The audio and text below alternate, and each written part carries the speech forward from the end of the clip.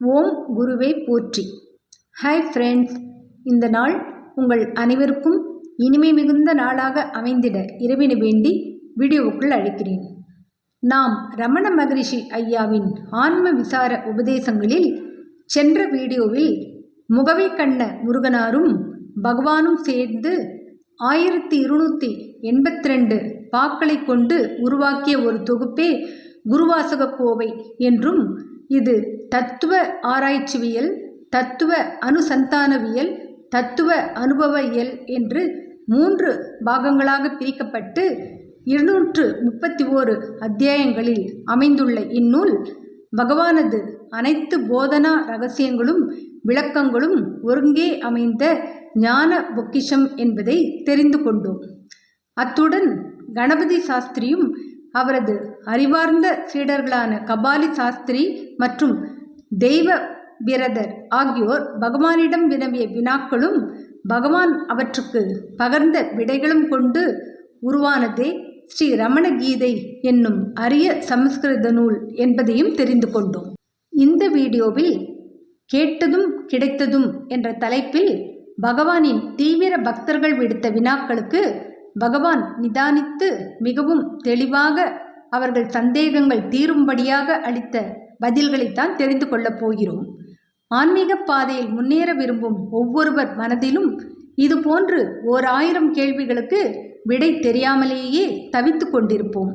பகவானுக்கும் பக்தர்களுக்கும் நடந்த உரையாடல்களின் மூலம் நம் அனைத்து சந்தேகங்களும் நிவர்த்தி ஆகிவிடும் என்பதில் எந்தவித ஐயப்பாடும் வேண்டாம்.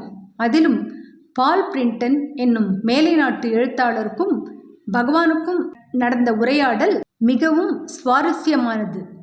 அது என்ன என்று தெரிந்து கொள்ள ஆவல்தானே? வாங்க வீடியோவுக்குள் போகலாம். 9. கேட்டதும் கிடைத்ததும்.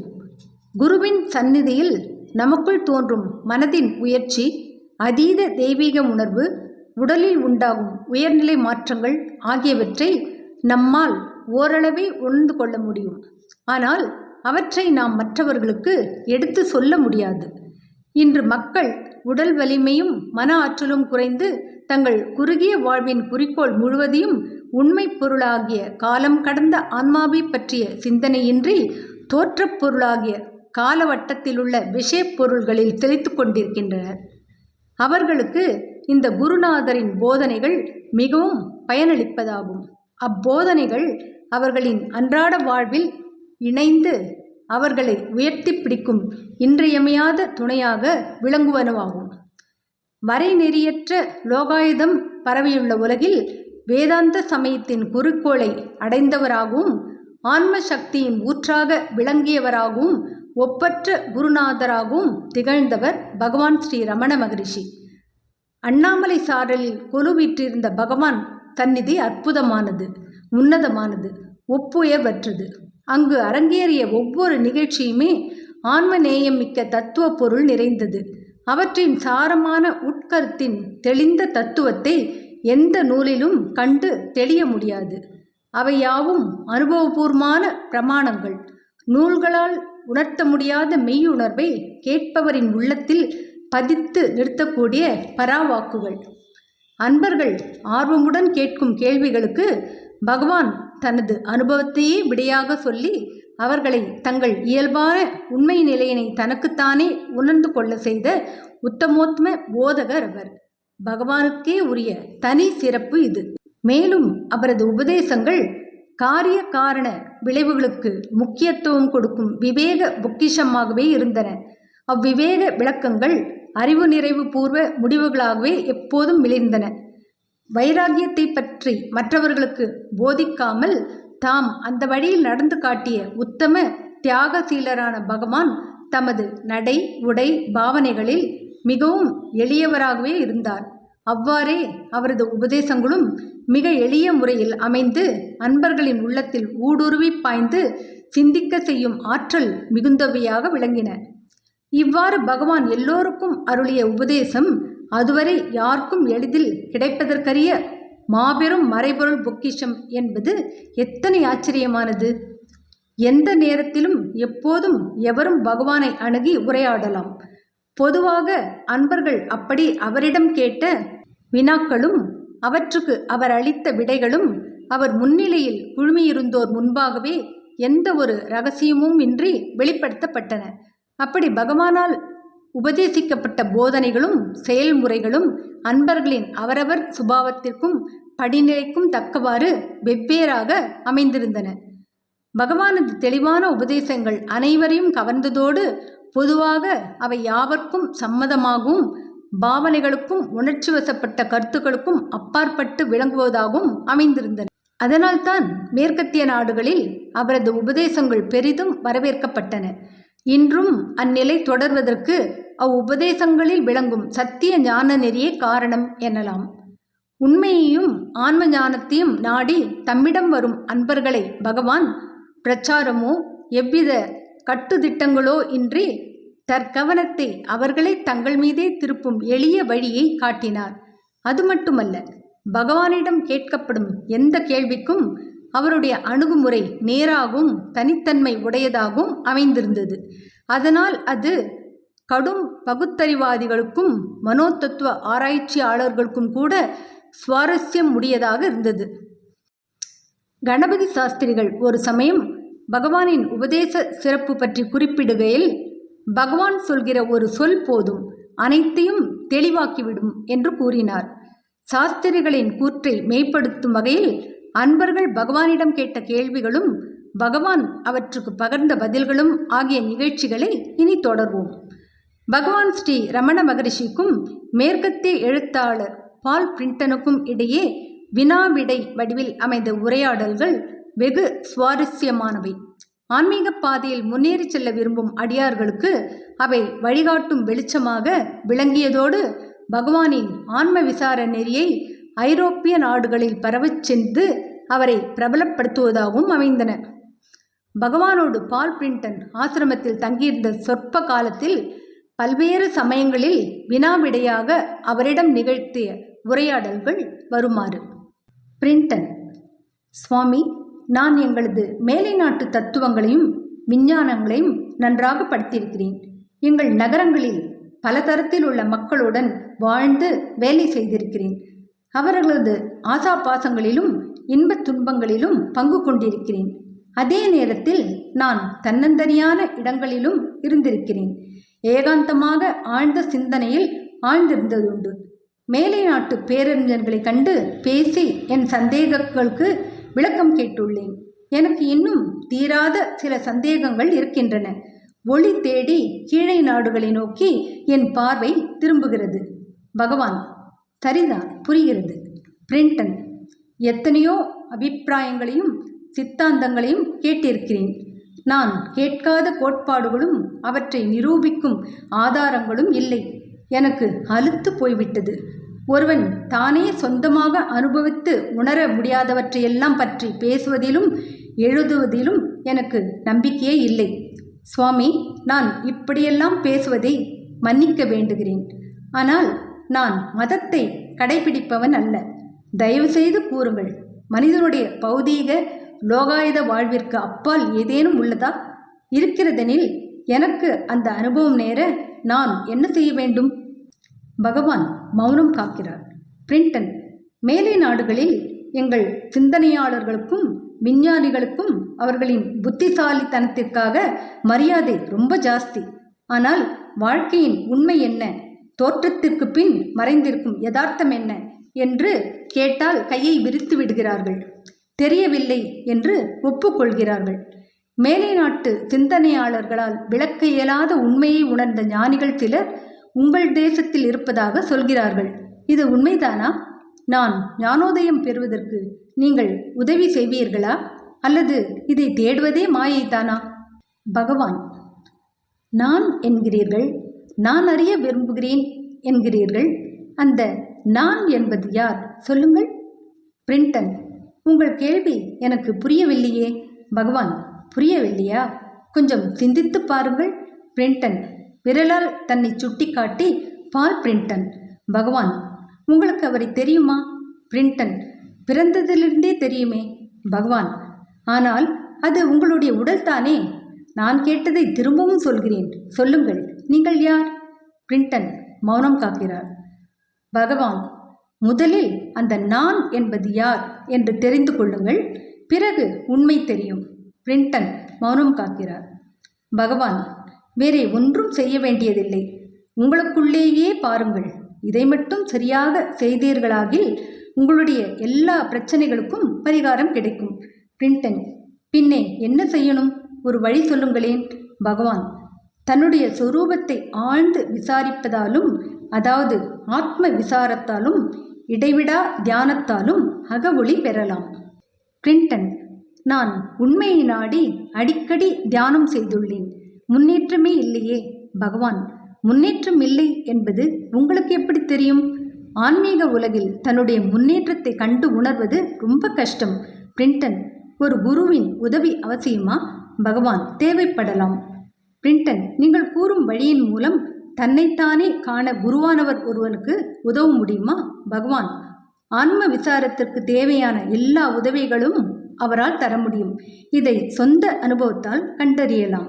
பிரிண்டன், குருவின் உதவியால் ஞானம் பெறுவதற்கு எவ்வளவு காலமாகும்? பகவான், அது சாதகனின் மனப்பக்குவத்தை பொறுத்த விஷயம்.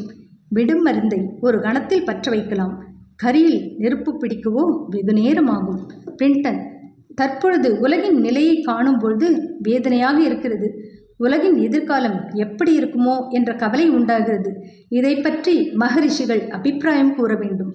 பகவான், எதிர்காலத்தை பற்றி ஏன் கவலைப்படுகிறீர்கள்?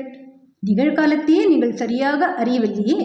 நிகழ்காலத்தை சரியாக புரிந்து கொண்டு வாழ்ந்தால் வருங்காலம் தன்னைத்தானே கவனித்துக் கொள்ளும். பிரிண்டன், உலகத்தில் விரைவில் நட்பும் பரஸ்பர உதவியும் நிலவும் சகாப்தம் துவங்கப் போகிறதா, அல்லது யுத்தமும் சர்வநாசமும் எதிர்பார்த்திருக்கின்றனவா? பகவான், உலகத்தை ஆளும் ஒருவன் இருக்கிறான். உலகத்தை ஒழுங்காக நடத்தி செல்ல வேண்டியது அவன் பொறுப்பு. உலகத்துக்கு உயிர் கொடுத்தவனுக்கு அதை எப்படி பேண வேண்டும் என்பதும் தெரியும். உலகத்தின் பாரம் அவன் தலை மீதே தவிர உங்கள் மீதல்ல. பிரிண்டன், இருந்தாலும் விருப்பு வெறுப்பு பாரமிற்றமின்றி தெளிவாக எங்கும் காணும்போது அந்த ஒருவனின் கருணை பார்வை எங்கு விழுகிறதென தெரியவில்லையே. பகவான், நீங்கள் எப்படி இருக்கிறீர்களோ அப்படியே தான் உலகமும் இருக்கும். தன்னையே முதலில் அறிந்து கொள்ளாமல் உலகத்தை அறிய முயல்வதால் என்ன பயன்? சத்தியத்தை நாடுபவர்கள் இதுபோன்ற கேள்விகளில் மனதை செலுத்த வேண்டாம். அநேகம் பேர்கள் இதுபோன்ற விஷயங்களில் தங்கள் சக்தியை வீணாக்குகிறார்கள். முதலில் உங்களை இயக்கும் உங்களுக்குள் இருக்கும் உண்மையை கண்டறியுங்கள். பின்னால் நீங்கள் எதன் ஒரு பகுதியோ அந்த உலகத்தை பற்றிய உண்மையை இப்பொழுதை விட நன்றாக உங்களால் அறிய முடியும்.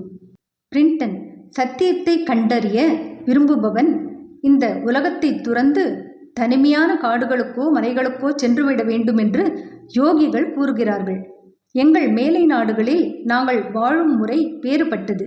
இப்படியெல்லாம் செய்வது அவ்வளவு சாத்தியமில்லையே. நீங்கள் யோகிகள் கூறுவதை ஆமோதிக்கிறீர்களா?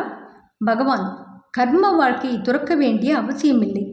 தினமும் 1 அல்லது 2 மணி நேர காலம் தியானம் செய்தால் பின் உங்கள் அன்றாட கடமைகளில் ஈடுபடுவது எளிது.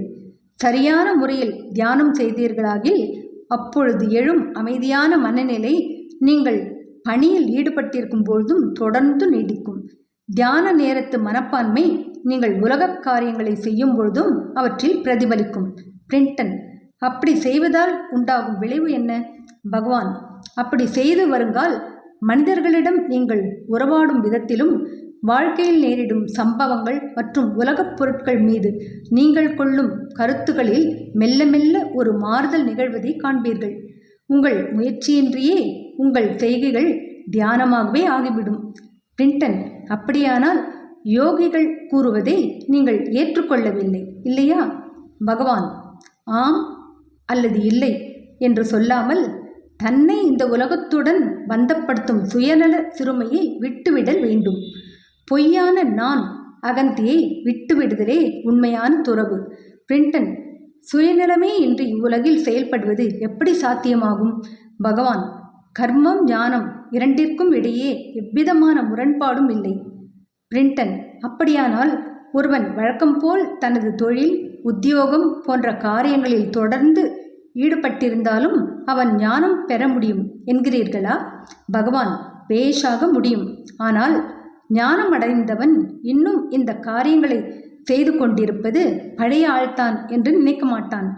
ஏனென்றால் அவனுடைய அகந்தை மனது மெல்ல மெல்ல மாறி அந்த சிறு மனதிற்கு அதீதமாயுள்ள தனது நிஜஸ்வரூபமாகிய அதுவாகிய ஆன்மாவில் ஒடுங்கிவிடும். பிரிண்டன், காரியங்களில் ஈடுபட்டுள்ளவனுக்கு தியானம் செய்ய போதிய நேரம் இருக்காதே. பகவான், தியானத்திற்கென்று நேரம் ஒதுப்பதெல்லாம் ஆன்மீக சாதனையில் புதிதாக பிரவேசித்தவர்களுக்குத்தான் வேண்டும். சாதனையில் முன்னேறி கொண்டு வருபவன் காரியம் செய்கிறானோ செய்யவில்லையோ ஆழமான அக அமைதியை அனுபவிப்பது நிச்சயம். கூட்டத்தின் நடுவில் இருந்து கொண்டு பணியில் ஈடுபட்டுள்ள பொழுதே அவன் மனது ஏகாந்தத்தில் சாந்தமாக இருக்கும். பிரிண்டன், அப்படியானால் நீங்கள் யோக மார்க்கத்தை போதிப்பது இல்லையா? பகவான், யோகியானவன் மாடு மேய்ப்பவன் காளையை தடிகொண்டு ஊக்குவிப்பது போன்று தன் மனதை குறியை நோக்கி செலுத்துகிறான். இந்த மார்க்கத்திலோமெனில் சாதகன் பிடிவாத காளையன் முன் பசும்புல்லை காட்டி வழிக்கு கொண்டு வருகிறான். பிரிண்டன், அதை எப்படி செய்வது? பகவான், நான் யார் என்ற கேள்வியை உங்களுக்குள்ளேயே கேட்டுக்கொள்ள வேண்டும். இந்த விசாரம் முடிவில் உங்களை மனதிற்கு அப்பாலுள்ள ஒன்றை கண்டறிய வழி செய்யும். அந்த பெரும் கேள்விக்கு முதலில் விடை பெறுங்கள். அதன் மூலம் பிற எல்லா கேள்விகளுக்குமே விடை பெறுவீர்கள். வேறு விதமாக சொல்கிறேன், மேலும் கொஞ்சம் புரிகிறதா பாருங்கள். துன்ப கலப்பில்லாத தூய ஆனந்தம் அனுபவிக்க வேண்டுமென்றுதான் எல்லா மனிதர்களும் எப்பொழுதும் விரும்புகிறார்கள். முடிவில்லாமல் தொடரும் ஆனந்தத்தை தேடி அதை பற்றி கொள்ள விரும்புகிறார்கள். இது ஒரு இயல்பான நாட்டமே. ஆனால் எல்லோரும் தன்னையே மிக அதிகமாக நேசிக்கிறார்களே, இதை கவனித்து ஆச்சரியப்பட்டதில்லையா நீங்கள்? பிரிண்டன், ஆமாம். ஆனால் பகவான், மனிதர்கள் எல்லோரும் ஏதாவது ஒரு சாதனத்தின் மூலம், தெய்வ நம்பிக்கை மூலமாகவோ அல்லது வேறெந்த வழியிலோ பரம சுகத்தை அடைய எப்பொழுதும் விரும்புகிறார்கள் இல்லையா? இந்த உண்மையுடன் அதையும் இணைத்து பாருங்கள். மனிதனின் ஸ்வரூபத்தை பற்றி உங்களுக்கு ஒரு தடயம் கிடைக்கும். பிரிண்டன், எனக்கு நீங்கள் கூறுவது புரியவில்லையே. பகவான், மனிதனின் வாஸ்தவமான இயல்பு ஆனந்தம். நிஜஸ்வரூபத்தில் ஆனந்தம் அதன் உண்மை இயல்பாகவே உள்ளது. ஆனந்தத்தை தேடும் மனிதன் அவனை அறியாமலேயே தன் நிஜஸ்வரூபத்தை தேடுகிறான். நிஜஸ்வரூபமாகிய ஆன்மா அழிவற்றது. எனவே அதை அடையும் ஒருவன் முடிவடையாமல் ஆனந்தத்தை பெறுகிறான். ஆமாம், உலக மக்கள் தம்மையே அறியாதிருப்பதுதான் அதற்கு காரணம். எல்லா மனிதர்களும் தெரிந்தோ தெரியாமலோ ஆனந்தத்தை நாடுகிறார்கள். பிரிண்டன், துஷ்டர்களும் குரூரமானவர்களும் தீமை செய்பவர்களும் கூடவா? பகவான், அவர்கள் பாவம் செய்வது கூட தாம் செய்யும் ஒவ்வொரு பாவச் செயலிலும் தாம் தேடும் சுகத்தை அடைய முயல்வதால் தான். இவ்வாறு சுகத்தை நாடுவது மனிதனின் இயல்புதான். ஆனால் சுகத்தை தேடும் தாம் தங்கள் நிஜஸ்வரூபத்தையே தேடுகிறோம் என்பதறியாமையால் இது போன்ற தீய வழிகள் மூலம் ஒருவேளை அந்த சுகம் கிடைக்குமோ என்று முதலில் அவற்றை செய்து பார்க்கிறார்கள். ஆனால் அவை தவறான வழிகள். தவறு விதைத்தவர்கள் துன்பம் அனுபவிக்கிறார்கள். பிரிண்டன், எனவே நாம் இந்த நிஜஸ்வரூபத்தை அறிந்தால் அழியா ஆனந்தம் பெறுவோமா? பகவான், ஆம். பிரிண்டன், நீங்கள் தான் அது என்று குறிப்பிடுவது எதனை? நீங்கள் கூறுவது உண்மையெனில் மனிதனுக்குள் இன்னொரு தான் இருக்கிறதென்று பொருள்படும் இல்லையா? பகவான், ஒரு மனிதனுக்கு 2 தான் இருக்க முடியுமா என்ன? இதை புரிந்து கொள்ள வேண்டுமெனில் ஆன்ம விசாரத்தில் ஈடுபட வேண்டும். மனிதன் வெகுகால பழக்கத்தினால் மற்றவர் நினைப்பது போலவே தானும் நினைத்து வாழ்ந்துள்ளபடியால் நான் என்பதை இதுகாரும் அவன் உண்மையில் எதிரிட்டு நோக்கவில்லை. தனது தேகமே தனது புத்தியே தான் என்று காலமெல்லாம் அவன் கருதி வந்துள்ளதால் தான் யார் என்று அவன் அறியாமல் இருக்கிறான்.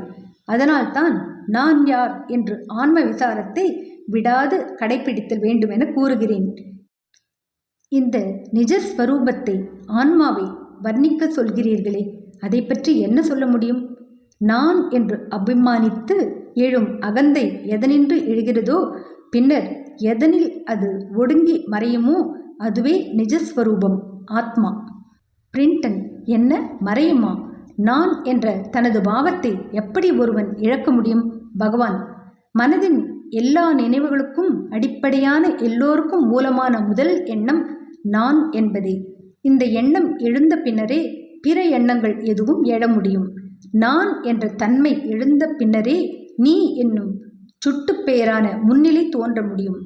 நான் என்பதின் தடயத்தை ஆன்ம விசாரத்தால் பின்தொடர்ந்து கொண்டே போவீர்களாகில் அது உங்களை அதன் மூலத்தில் கொண்டு போய் விடும். அப்பொழுது நான் எவ்வாறு முதலாக எழும் எண்ணமோ அதே போன்று கடைசியில் ஒடுங்கி மறையும் எண்ணமும் அதுவே என்று கண்டுகொள்வீர்கள். இதை தானாகவே தன் அனுபவத்தின் வாயிலாக யாவரும் கண்டறியலாம். பிரிண்டன்: அப்படியானால் தனக்குள்ளே இவ்வாறு ஆத்ம விசாரம் செய்வது எல்லோருக்குமே சாத்தியம் என்று பொருளா? பகவான்: சந்தேகமே இல்லை. நான் என்னும் கடைசி நினைவு படிப்படியாக தன்னுள் ஒடுங்கும் வரை உன்முகமாக செல்ல இயலும். பிரிண்டன்: பின்னே மிஞ்சி இருப்பது என்ன? மனிதன் முற்றிலும் ஸ்மரணையற்று போய்விடுவானா அல்லது முட்டாள் மாதிரி ஆகிவிடுவானா? பகவான்: அப்படியல்ல. மாறாக அவன் நித்திய சைதன்யத்தை அடைவான். மனிதனின் உண்மையான இயல்பாகிய தனது நிஜஸ்வரூபத்தை அறிந்து விழிப்பெய்திய தன் உண்மையான புத்தியாகிய மெய்ஞானம் பெறுவான். பிரிண்டன்: நான் என்ற பாவமும் அங்கு இருந்தாக வேண்டுமே, இல்லையா? பகவான்: நான் என்ற பாவம் தேகத்தையும் புத்தியையும் சார்ந்து நிற்பது. ஒருவன் தன் நிஜஸ்வரூபத்தை முதன்முறை உணரும்போது அவனது ஆன்ம ஆழத்திலிருந்து ஏதோ ஒன்று மலர்ந்து அவனை வியாபித்து ஆட்கொள்கிறது. அந்த ஏதோ ஒன்று மனதை கடந்தது. அது எல்லை இல்லாதது, தெய்வீகமானது, சாஸ்வதமானது. அதை சிலர் தேவ சாம்ராஜ்யம் என்றும், வேறு சிலர் ஆத்மா என்றும், மற்றும் சிலர் நிர்வாணம் என்றும் கூறுகிறார்கள். இதையே இந்துக்கள் முக்தி அல்லது மோக்ஷம் என்கிறார்கள். உங்களுக்கு விருப்பமான எந்த பெயரையும் அதற்கு நீங்கள் சூட்டலாம். இந்த அனுபவத்தால் உண்மையில் ஒருவன் தன்னை இழப்பதில்லை, தன்னையே கண்டு அடைகிறான். தன் நிஜஸ்வரூபத்தை ஒருவன் தேடத் துவங்கும் வரையில் குழப்பமும் சந்தேகமும் அவனது வாழ்நாள் முழுவதும் அவனை பின்தொடரும்.